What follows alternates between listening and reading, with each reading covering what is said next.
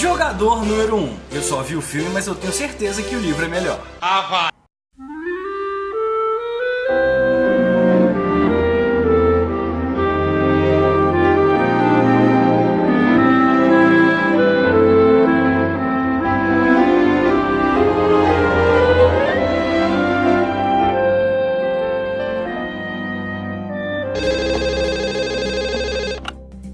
Oi, Rodrigo, tudo bem? Aqui é a sua criança interior.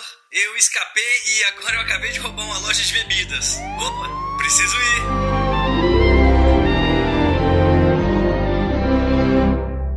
Um jovem com poucos amigos encontra novas possibilidades para sua vida no jogo Oasis. No entanto, o jogo ganha novas dimensões após a morte de seu criador, que arma uma caça ao tesouro dentro do game, colocando como prêmio toda a sua fortuna. People come to the Oasis for all the things they can do.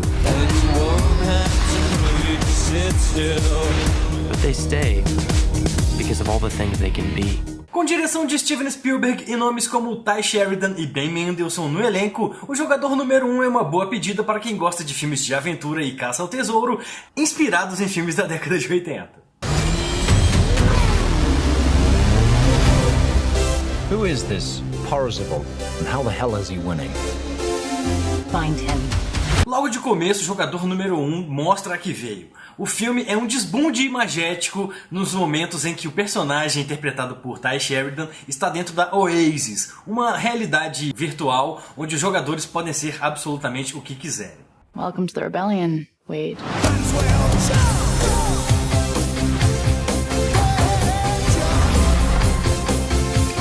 Vamos contextualizar uma coisa aqui. O Spielberg não queria dirigir esse filme.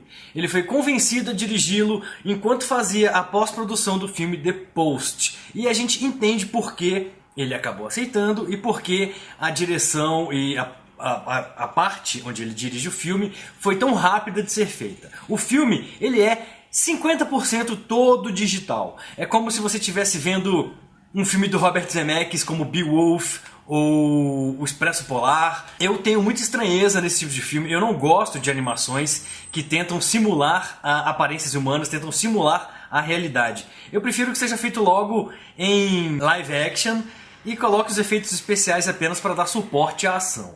Então eu tive certa estranheza quando eu vi que praticamente mais da metade do filme era todo digital. O que me fez perceber que, apesar de tudo, apesar da grande influência que Spielberg foi para o escritor do livro, ele não era a melhor opção para dirigir o filme. Tanto é que ele, como produtor, vetou várias participações de personagens criados em seus filmes, como ET, os Gremlins, no filme, porque ele não queria que ficasse uma ode a si mesmo, o filme Jogador número 1, já que Steven Spielberg é uma das grandes inspirações que Ernest Cline teve ao longo do livro. Na minha opinião, esse filme era para ter sido dirigido por um senhor chamado J.J.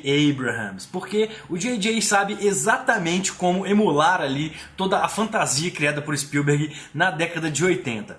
Não creio que Spielberg foi o melhor nome para esse filme, acho uma direção meio desleixada, meio preguiçosa. As partes em que a aventura acontece dentro da Oasis, você percebe que existe toda uma direção diferente, e aí eu acho que vai todo o crédito para o diretor de efeitos especiais do filme, mais do que para o próprio diretor Steven Spielberg.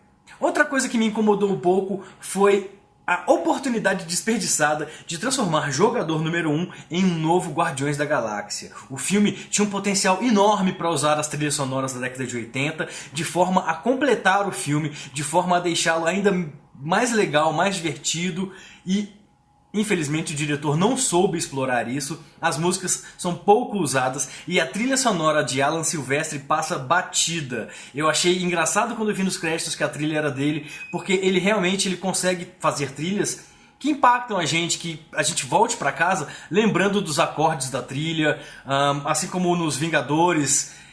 Quem não se lembra, apesar dos filmes de super-herói terem trilhas sonoras genéricas, os Vingadores, todo mundo lembra da trilha sonora, né? Pois é do Alan Silvestre. E aqui no Jogador número 1, ele infelizmente não consegue repetir o feito. Não é uma trilha sonora que chame a nossa atenção, muito pelo contrário. A gente só lembra da trilha sonora quando ela repete a trilha sonora do De Volta para o Futuro com umas nuances no filme.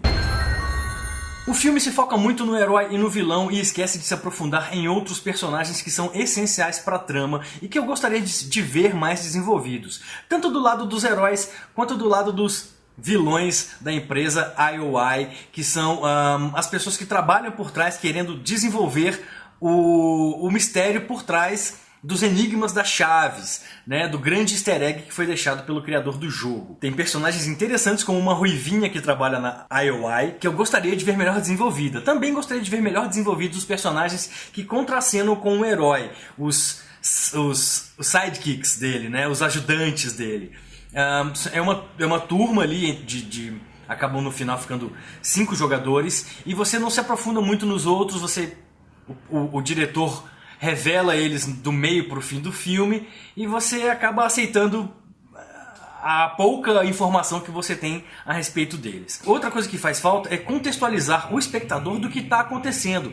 Por exemplo, nós não temos informações suficientes sobre o criador do Oasis para quando o personagem do Tye Sheridan chega para desvendar um mistério ou ter um insight sobre o que é a resolução de um enigma, nós temos também essa intuição, essa chave para poder desvendar junto com o personagem. Isso não acontece. No fim do filme, no enigma final, na pegadinha final, vamos dizer assim, o personagem descobre a pegadinha, mas o espectador não.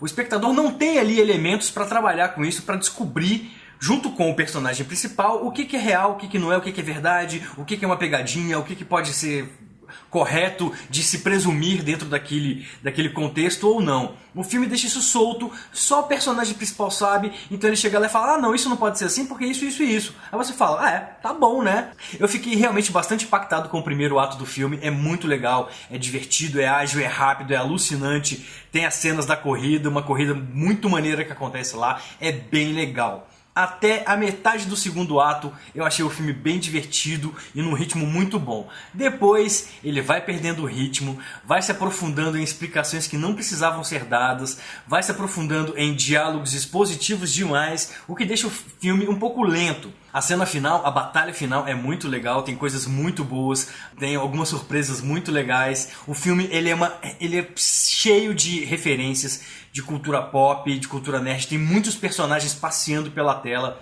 Às vezes você se perde procurando os personagens. Nas cenas de luta, ou que tinha um universo muito grande da Oasis mostrando vários personagens, eu ficava perdido procurando as referências que eu gostaria de encontrar lá, os personagens, enfim. Consegui ver algumas coisas bem legais, como Battletoads, que me trouxe bastante nostalgia, e Chuck, Brinquedo Assassino. Tem umas coisas bem legais que eu não vou ficar dando spoiler aqui, mas tem a cena da batalha final entre... Eu não vou falar. 3, 2, 1. Mas mesmo assim, o filme ele não consegue entregar um clímax de emoção muito grande. Não existe uma construção de um clímax para você chegar no final e ter uma explosão de satisfação com o que está acontecendo. Não. O filme ele é bem morno até nisso. Ele é bem um pouquinho parado, até rola um marasmo. Apesar da narrativa do filme ser sequencial e ser realmente acelerada, uma aventura de caça ao tesouro tradicional, você tem elementos da edição, por exemplo, que cortam isso um pouco. Na cena final, existe um vai e vem de Oasis e mundo real que dá uma quebrada no ritmo da ação e você não que você se perde, mas você sente essa falta de ritmo e isso dá uma cortada, dá uma brecada legal naquela sensação que você tinha de um filme alucinante correndo a 1000 por hora. Isso, infelizmente, só acontece no primeiro ato. No final, O Jogador Número 1 é um bom filme, divertido e acaba trazendo realmente aquele espírito de sessão da tarde de volta aos nossos corações. É legal de ver, é divertido. Eu esperava mais, eu realmente fiquei bastante decepcionado porque eu esperava mais. Mas infelizmente não foi o que aconteceu, mas não deixa de ser um bom filme, apesar de ter sido feito meio ali, na minha opinião, nas coxas pelo Spielberg, porque ele não estava a fim de fazer esse filme. Bom, eu vou ficando por aqui, espero que vocês tenham gostado, não se esqueçam de curtir o vídeo e de se inscrever no canal e a gente se vê na próxima. Tchau!